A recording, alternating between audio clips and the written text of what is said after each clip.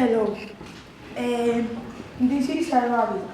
The rabbit is herbivorous. It feeds on root, grass, and small plants.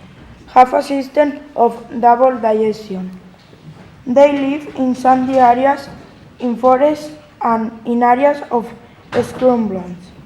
Signs reverse of heavyweight can have a 12 and of 14 of a spring of each time.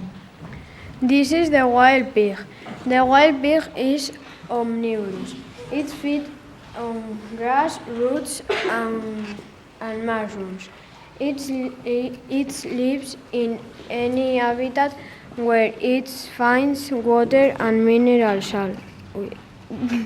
A lot of water and food.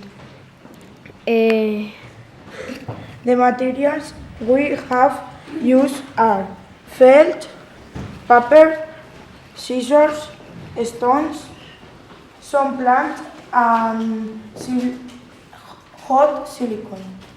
My mother told us to use the hot silicone.